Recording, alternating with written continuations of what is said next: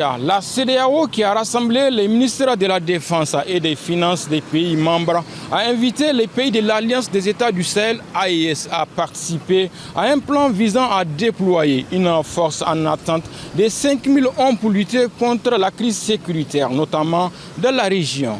Pour sa part, le président de la commission de la CEDEAO a déclaré que la lutte contre le terrorisme ne pouvait pas se faire sans les États les plus touchés par le terrorisme. Très urgent, encore une fois de plus, du côté de l'Afrique de l'Ouest. La CEDEAO a décidé de passer de la défense à l'attaque.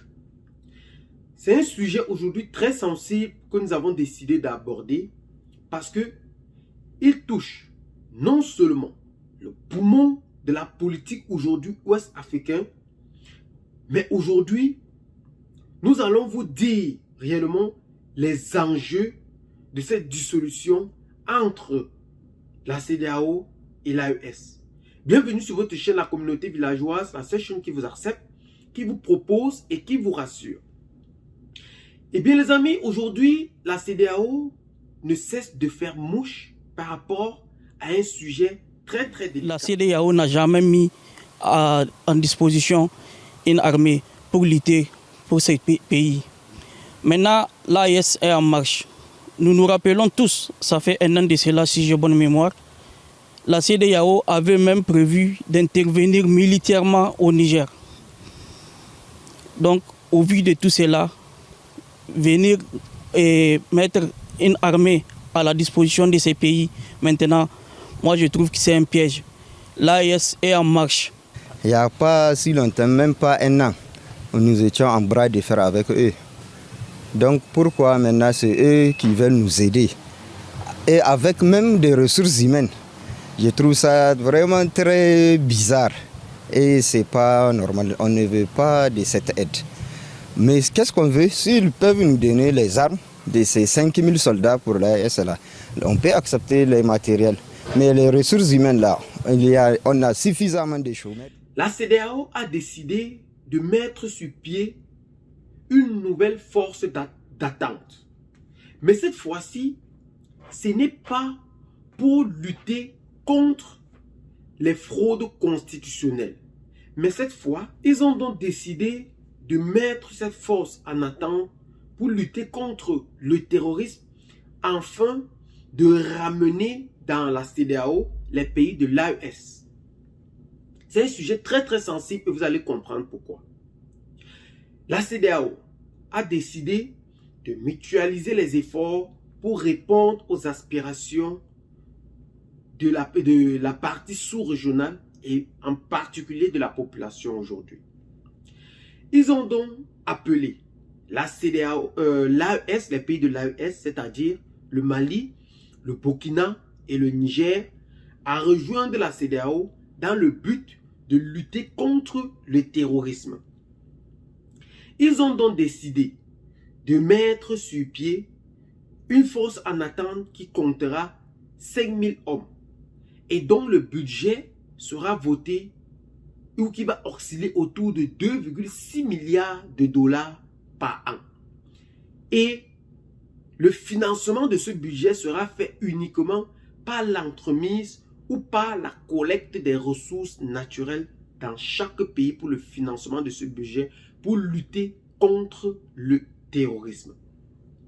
C'est actuellement la nouvelle qu'il faut comprendre dans sa majeure partie parce qu'elle est très importante pour lutter contre le terrorisme. Mais qu'est-ce que vous devez comprendre derrière cette idée? Le 20 mai dernier, le Mali, le Niger, le Burkina Faso, le Togo et le Tchad ont fait une coalition pour aller s'entraîner plus précisément du côté du Niger dans une base construite par les Allemands en 2014, je crois. Mais, ceci étant, on a compris que on n'a plus besoin non seulement des apports des Occidentaux pour se former sur le plan militaire afin de lutter contre le terrorisme, mais aussi que la Russie peut aussi nous former. Le Togo et le Tchad ont donc profité de cette occasion.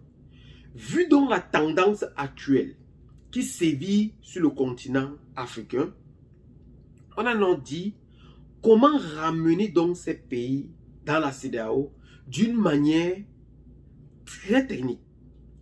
La France, en effet, a mis sur pied un nouveau commandement pour les Africains, dont à sa tête, nous avons le général Pascal Yanni. Si vous vous souvenez de cette vidéo, il avait dit dans sa vidéo qu'il reviendra recoloniser l'Afrique. Aujourd'hui, il a été nommé comme chef du commandement pour l'Afrique. C'est-à-dire, la France veut quitter d'un plan de visibilité à un plan d'invisibilité pour lutter contre le terrorisme en Afrique. Ils n'ont plus besoin de créer certaines bases militaires pour pouvoir s'implanter. Vu l'échec qu'actuellement la politique est en train de subir entre la population. Maintenant, il veut agir d'une manière invisible. Il veut donc poursuivre leur plan d'action, mais en changeant de tactique. Cette invisibilité passe comment? Cette armée doit être composée de 600 personnes qui pourront accroître d'une manière ou d'une autre à la demande de chaque population pour répondre à leurs besoins. Ceci étant, comment donc faire pour maintenir une coopération entre les pays qui ne veulent plus de notre politique? Ça, c'est la question très très importante que se pose aujourd'hui la France. Ils ont donc décidé d'opter pour ceci, pour plutôt maintenant répondre à la demande que d'assister à cette demande. Est-ce que vous comprenez un peu? Sortir-entrer. Sortir-entrer. Ils optent donc pour la CEDEAO de dire quoi? Créer une force de lutte contre le terrorisme. Là, ensemble, nous, le gouvernement français, nous allons donc entrer en jeu pour continuer à vous entraîner. Vous, que vous avez dit que vous avez décidé de mettre les fins de coopération avec nous, nous allons encore vous entraîner, vous équiper pour lutter contre ce terrorisme. Vous allez voir encore au fur et à mesure que le temps passera, vous accepterez l'idée selon laquelle ils sont vraiment et uniquement les vrais sauveurs de votre pays. Est-ce que vous comprenez un peu? Il veut vous montrer qu'ils sont les vrais sauveurs et les vrais détenteurs du terrorisme en Afrique. Mais il veut passer par qui? Il veut passer par nos dirigeants. Il veut manipuler leurs pions qu'ils ont décidé d'installer sur le continent africain pour mieux venir nous englober. Vous voyez un peu? Il veut juste nous englober. Et c'est ça même l'ultime. C'est ça même l'ultime combat actuellement que la France veut faire pour entrer encore dans le poumon de l'AES. Mais comme on le connaît tous, par la voix du président Ibrahim Traoré, il avait dit qu'aujourd'hui, la CEDEAO, l'AES a pris un chemin de non-retour. Ça ne peut plus être fait.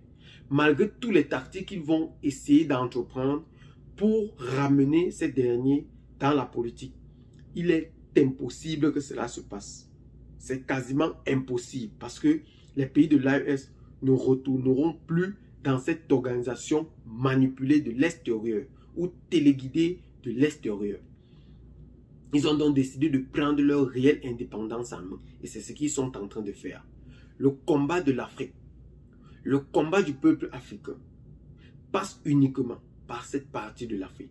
Et nous avons vu les prémices de cela au Sahel, par la voix du colonel Assimi Goïta, qui a su mettre les jalons d'une réelle indépendance du continent africain. C'est réellement ce que nous sommes en train de voir. Ouais. Et encore une fois de plus, nous le disons, merci pour cet acte de bravoure qu'il a fait pour redorer le blason, en effet, sur le continent africain. Encore une fois de plus, merci et merci. Si vous êtes nouveau sur cette chaîne, abonnez-vous à la chaîne.